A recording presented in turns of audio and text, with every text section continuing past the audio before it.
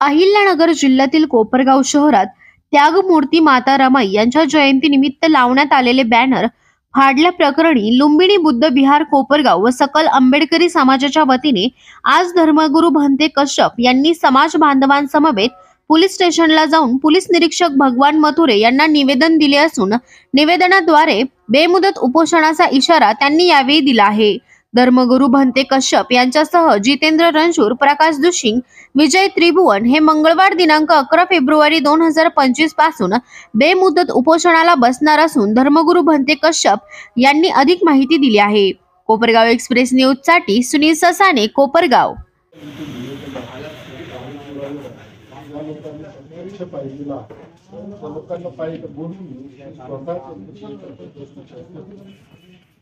हे आहे परीक्षा बळजबरी तर वेगळं कुणाला तुम्ही काय म्हटले पेपरला पण आरोपी नाही त्याला ताब्यात याचा पुरावा आहे, तो दोषी नाही असतो ना, तो आहे दोषी, फक्त तो माथे फिरू आहे, त्याच्यामुळे आपल्याला त्याला अटक नाही करता येत। कोर्टासमोर आज त्याला हजर केलं, कोर्टाची प्रोसिजर झाली, कोर्टाने त्याला येरवडा मेंटल हॉस्पिटलची ऑर्डर केली आणि त्याने केलेलं याचे पुरावे आहेत ना, त्याच्या व्यतिरिक्त दुसरं करायचं म्हणजे बळजबरीने खोटं करायचं असं खोटं नाही, सत्तेची त्याला बदल नाही करता येत। आम्हाला तुम्हाला आम्ही परवा म्हणलं रिक्रिएशन करा, रिक्रिएशन करा, सागर आहे रिक्रिएशन इन्व्हेस्टिगेशन झाल्याशिवाय नाही करता येत ना, काल आपण आज रिक्रिएशन नाही सागर आहे बोर्ड उभा, हा त्याच्या काठीने असं बोर्ड पाठवलं, तुमच्या कुऱ्हाड्यांना ते कटरचा उल्लेख केला ते आहे ना। तुम्हाला एक सांगतो, आजचा बोर्ड पाठवला मी काय म्हणतो, काठीने एवढं बोर्ड नाही पाठवलं, मी काय म्हणतो त्याच्या 80 पुरावे आहेत, त्याच्या आधारित आम्हाला काम करू द्या, त्याच्या व्यतिरिक्त अजून पुरावे असले तर अजून दोन मागणी रिक्रिएशन करा किंवा दमदाटा येत नाही। आता माझं आता ते तुमचं हे सगळं निर्णय झाल्यानंतर मी पुन्हा ऍडिशनल एसपी साहेबांशी बोललो, एका कंपनीशी बोलणं झालेलं आहे, अजून 3 कंपन्यांचा दमदाटा मिळालेला आहे, बरोबर आहे बोलणे करा, आणि त्या सगळ्या दमदाटासाठी त्यांना कालचा रविवार होता त्याच्यामुळे मिळालेलं नाही। आजचा जो त्यांचा ते आहे, आज सोमवार होता, आज सगळ्या प्रोसेस मध्ये फॉलोअप मध्ये आज इलेक्ट्रॉनिक मीडिया, प्रिंट मीडिया ज्या पद्धतीच्या बातम्या आल्या त्या बातम्या अशा आल्या का आरोपी तोच हा तो आहे ना, तो दिसतोय ना, आणि साक्षीदार आहे, साक्षीदार आहे, त्याने फाडलं म्हणून त्याला टोकलं एकाने, त्याच्या मागे धावला नाही, साक्षीदारांना विचारलं ते सुद्धा म्हणते आम्ही पाहिलेलं नाही, फक्त तो तिथून चाललेला 20 वर्षाचा नाही, तो त्याच्या गावावरून 3 वर्षापूर्वी मिसिंग झालेला आहे, 4 वर्षापूर्वी, आणि गेल्या 2.5-3 वर्षापासून तो कोपरगाव मध्ये आहे। त्याच्या बाबतीतली माहिती सुद्धा योगायोगाने आम्हाला मिळालेली आहे। त्याचे भाऊ शिक्षक आहेत चांगले, तो तलाट्याचा मुलगा आहे, तो गेवराईचा आहे, इथपर्यंत माहिती मिळालेली आहे। आणि हे जे आहे याच्यासाठी जे एव्हिडन्स आहे ते एव्हिडन्स आम्ही त्याच्या व्यतिरिक्त बळजबरीने दुसरे एव्हिडन्स कसे आणणार मला सांगा। नाही, घटना 2 झाल्या, 4 तारखेची घटना, हा 7 तारखेची, 4 तारखेच्या घटनेवरती आम्ही म्हणतोय ना की तुमचं म्हणणं आहे ना की गाडीने झालं नसेल म्हणून, आम्ही त्याच्यावरती वेगळं अनालिसिस करतो ना। त्याच्या बाबतीत मी अजून तुम्हाला एक शब्द बोललो, ह्याच 5-6 दिवसात कोपरगाव शहर खूप बोर्ड त्यांनी फक्त माता रमाई, माझं असं म्हणणं आहे की तुम्ही आता जसं 2 दिवसात आम्हाला वेळ दिला, आम्ही 2 दिवसात एका कन्क्लुजनला आलो। आम्हाला हे कळलंय की हा जो बोर्ड फाडलेला आहे की हे जे आहे हे याने केलेलं आहे, त्याच्या बाबतीत पुरावे आहे, साक्षीदार, बरोबर आहे की नाही। राहिलेल्या बोर्डच्या बाबतीत आम्हाला कधी तुम्ही शोधायला तुम्ही वेळ दिला, तुम्ही आज आम्ही भंतेजी तुम्ही सकाळीच सर काय झालं सर, ऐका तुम्ही आज संध्याकाळपर्यंत तुम्ही माहिती देऊन खुलासा करायला पाहिजे मार्गापाशी। तुम्हाला किती वेळा कोणी मला काहीच फोन नाही आला वगैरे, तुम्हाला 2-3 वेळा निरोप दिला, तुम्ही उकडगावला कार्यक्रमाला गेले होते, त्या कार्यक्रमामध्ये तुम्ही असल्यामुळे सकाळी फोन केला, उकडगावला आहे म्हटलं, तुमच्याशी संपर्क केला, तुम्हाला घेण्यासाठी गाडी पाठवतो म्हटलं, तर मला निरोप मिळाला की त्यांना तुमच्या गाडीत आणू नका, ते तुमच्या गाडीत येणार कशा काय येतील, बरोबर आहे। म्हणजे इथपर्यंत आम्ही प्रयत्न केले, तुम्ही सकाळी आले, तुम्हाला काय म्हटलं परत पाहायचं असेल तर परत पाहून घ्या, तुम्हाला जबाब वाचायला देतो। मी तुम्हाला काय म्हटलं, मला नगरला जायचं आहे, बरोबर आहे, पण आता तुमची नकाराचीच घंटा नाही, असते, नकाराची त्याला नाही. पोलिसांनी तरी काय नाही, करावं? नकाराची मुद्दा हा नाही आहे. नाही साहेब, नकाराची घंटा नाही. तुम्ही ज्या पद्धतीने तो आरोपी आमचा तुम्हाला सांगतो त्याची हाईटच नाही पूर्ण अहो साहेब आम्हाला. हो, मुद्दा असा आहे की कोरोनाच्या काळामधून कोपरगाव मध्ये येतो. हो ना, मग पण तेच ना, त्यांनी कोरोना- आजपर्यंत एवढे कटआउट संभाजी सरकारला लागेल असताना त्यांनी कुठल्याही प्रकारचा पाडला नाही. बोर्ड दोन हा तास काय फाडला नाही असं थोडीच म्हणता येईल आपल्याला. त्याची आतापर्यंत आदत नाही का केलं, पण आज टीव्ही केलं. आम्ही मान्य करतो. तो तो सगळ्यात तिथे कोण तोडील जातो. याच्यात 4 सातबारा वर्षापासून येते. 4 वर्ष किती कार्यक्रम झाले, कोणते बोर्ड पाटले मग 4 वर्ष हॉस्पिटलच्या समोर हो, कोळपेटीवर उभं राहा. कोण 4 वर्ष कोणते बोर्ड पाटले? हा, पण मग तो काठीने फाटला असेल ना. काठीने कसा फाटला? काठी एवढी एवढी त्याची काठी. काठी जर अशी मारली तर तो बोर्ड कसा फाटेल? नाही आता गल्ला हॉस्पिटलच्या याचे तपास चालू आहे. चालेल ना. एक मिनिट. आता ज्या ठिकाणचे सीसीटीव्ही फुटेज मिळाले त्या ठिकाणचं कन्क्लुजन काढलं, साक्षीदार घेतले, पुरावे घेतले. ज्या ठिकाणचं फुटेज मिळत नाहीये त्या ठिकाणचं आता एकच पर्याय आमचा की साक्षीदार मिळवणे. बरोबर आहे की नाही? कॅमेरामध्ये कुठं दिसत नाहीये म्हटल्यानंतर कुणीतरी पाहणारा पाहिजे. तुमचं म्हणणं आहे डम डाटावरून करा. डम डाटाचं अनालिसिस करायचं झालं तर तो डम डाटा इतका क्रिटिकल असतो. शहरातला डम डाटा क्रिटिकल असतो. कारण असं आहे, शहरामध्ये एका वेळेला खूप कॉल होतो, खूप कॉल. सोपा डम डाटा कुठं असतो? आउटसाईडला कुठं असेल, कमी का विरळ वस्ती असेल तिथला डम डाटा काढणं सोपं असतं. शहरातला डम डाटा काढायला कमीत कमी 5-6 दिवस लागतील, कारण त्याचा प्रत्येक कंपनीत तो डम डाटा द्यायला त्याला तेवढा वेळ लागतो. त्याचं अनालिसिस करून सॉर्ट आउट करायला पुन्हा वेगळा वेळ जातो. त्यामुळे शहरातल्या डम डाटाचा तो प्रॉब्लेम आहे.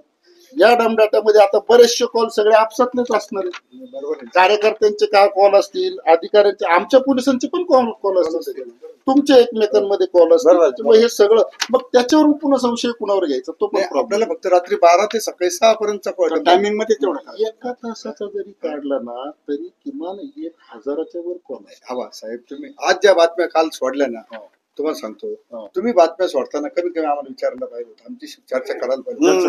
नाही, आपलं बोलणं झालं ना, तुम्हाला सगळं दाखवलं मी ना. नाही, मी तर नाही डायरेक्ट. कोणत्या बातम्यांमध्ये कुठं सर प्रिंट मीडियाच्या सगळ्या बातम्या प्रिंट मीडियामध्ये असं दाखवलं का आरोपी संशयित आरोपी पकडला. पकडला. त्याच्यामुळे समाजामध्ये थोडीशी मिसगाईड झाली. आणि हे 2 दिवस ऐका ना, माझं ऐका ना, आमच्या तिकडे विहाराचं ओपनिंग होतं, धार्मिक कार्यक्रम होता. त्याच्यामुळे हे आमचे सगळे गुरुवार तिकडे गुंतले होते आणि त्याच्यामुळे त्यांना काही टाइम नव्हता. मी तुम्हाला सांगतो, आता ते जाऊ दे बाजूला. मी एक तुमचा समाज बांधव म्हणून म्हणतो, माझी हात जोडून विनंती आहे की तुमच्या आणि माझ्यामध्ये जर व्यवस्थित ताळमेळ असेल तर याच्या तडीपर्यंत जायला मला नक्कीच मदत. बरोबर आहे की नाही? आता हे जर एकाच बाजूने कोणीतरी आपण असं जर केलं तर मी पण काही मर्यादेच्या 2 दिवसात करायचे, कसं तरी सटर आणायचं, तुमच्या समोर हजर करायचं. त्याच्याने काय करणार मला सांगा. मला म्हणायचं साहेब, आता महत्वाचा मुद्दा, तुम्ही जो आरोपी आता घोषित केला तो सटरपटर सारखाच वाटायला लागला. प्रश्न असा आहे ना की त्याच्या बाबतीत जो आहे तो पुरावा तेवढा कन्फर्म करण्यासारखा आहे. कोर्टाने तुमच्याकडे विचारलं ना, तुम्ही याला कशाच्या आधारे केलं म्हणून. पण त्याच्यावर आता तर तो मनोरुग्ण आहे, प्रश्न त्याच्यावर आपला राहिला. विश्वासाचा भाग आहे. त्याच्यावर विश्वास ठेवायचा की नाही ठेवायचा याच्यासाठी आपल्याकडे 4 चांगले नाही तसं नाही. आपल्याकडे 4 चांगले लाल आहेत. कारागार रोडला आला, ऐक, कारागार रोडला आला आणि ती पोलीसची गाडी होती. काय आहे तुमच्या लक्षात आलं का? की याच्या त्या गाडीपासून त्या खालच्या रोडला आम्हाला आता दुसरे साक्षीदार, दुसरे पुरावे घ्या. त्याच्या टायमाला ती बाई झाडूवाली आली, असं आहे ते. आता ही एक बॅनरवरती कॉन्सन्ट्रेट केलं, त्याला शोधणं, त्याच्या बाबतीत सगळी माहिती गोळा करणं, त्याला काय टाइम लिमिट मध्ये त्याला कोर्टात हजर करणे.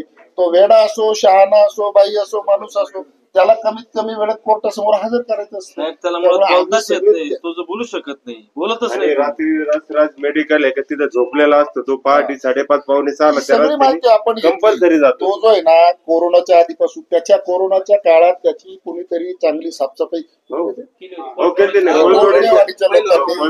हे सुद्धा आम्ही माहिती काढली. त्यांना विचारून पाहिलं की याचं नाव गाव पत्ता.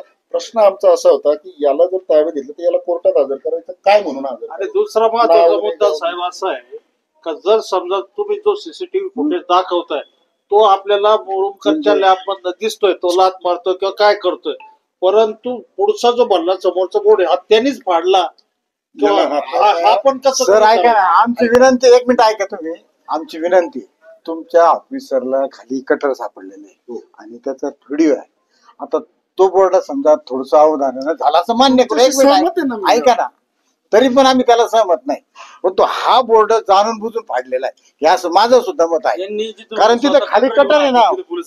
मी स्वतः ऐका ना, आणि बरं का बुटाचा पाय बी पडेल. त्याला ते कैची नव्हती. मग ते कुठे आहे ते? हे साहेब होते ना तिथले. ऐका ना सर, तो आहे ना माझ्यासारख्या बरं का सर, बरं दाखवून द्या ना ते काय असेल ते. एक मिनिट, माझ्यासारख्या ऐका ना, माझं नगरपालिकेचं चेंबर आहे, त्या चेंबर वरती उभा राहून त्याने फाडलेला आहे. कारण आम्ही जर समोर बोर्डाचा हात लावला ना तर त्याला हात पुरत नाही. मी जेव्हा तिथे गेलो ना मी पण आता तुम्ही त्याचा हा जो आणला, आपण आरोपी जो आणला त्याला जर त्या बोर्डा पुढे उभं केलं ना तर त्याचे दोन्ही हात वर केलेच तरी त्याचे हात पुरणार नाही.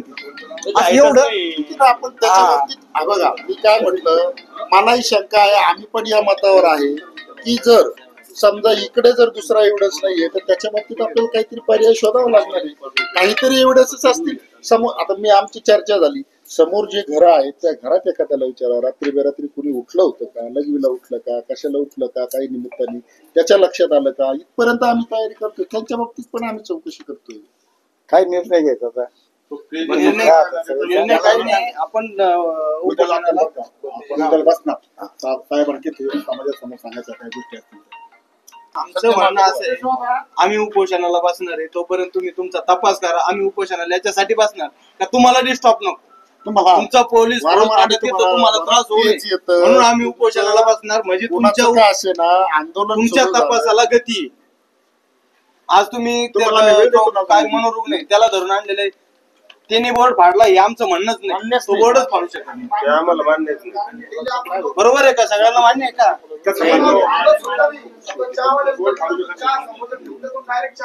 तिथं बसणार आहेत लोक उपोषणला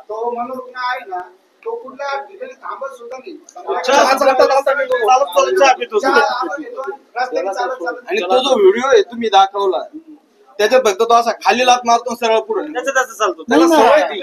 त्यांनी जेव्हा फाडला त्या फाडल्याला फाडताना पाहिलेले साक्ष नाही नाही नाही, त्या महिला सुद्धा आल्या होत्या ना साहेब. आम्ही विचारलं ना, त्या महिलांनी सांगितलं तो फक्त शिव्या देत होता. बरफळत चालत राहा. आता वेळेपणा तर बोलत असेल. त्याच्यामुळे तुम्ही निवेदन आमच्या एरियातच राहते ती.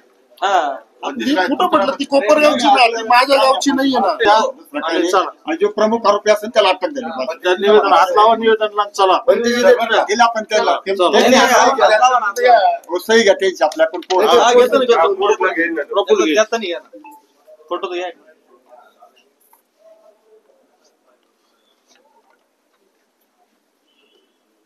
बनतेच्या बरोबर अजून 4 लोक बसणार आहेत. तीन आहेत ना, 3 लोक बसणार आहेत.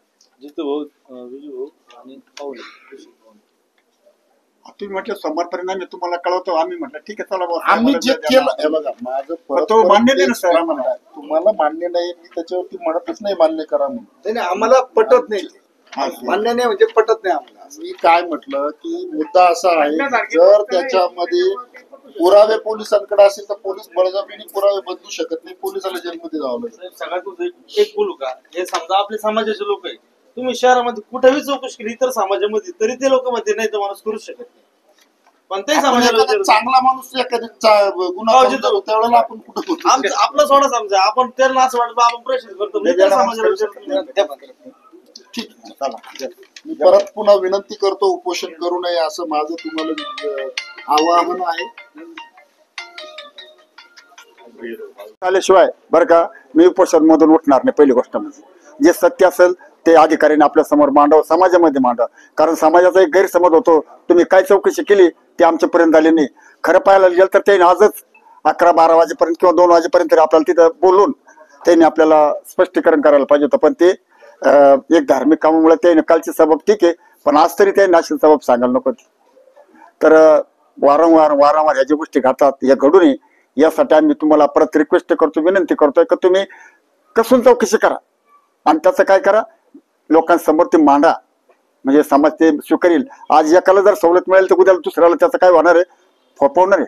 वारंवार या गोष्टी या तालुक्यात घडतील आणि ह्या घडू नये म्हणून आम्ही तुम्हाला सांगतोय, ह्या गावामध्ये किंवा या तालुक्यामध्ये जे शांततेचं वातावरण आहे कायम टिकावं. कारण भविष्य काळामध्ये कोपरगावमध्ये अनेक प्रकारचे उत्सव आहेत. उद्याला आंबेडकर जयंती आहे, 19 तारखेला शिवजयंती आहे, बरोबर का नाही? परत तुम्हाला शिवरात्र आहे.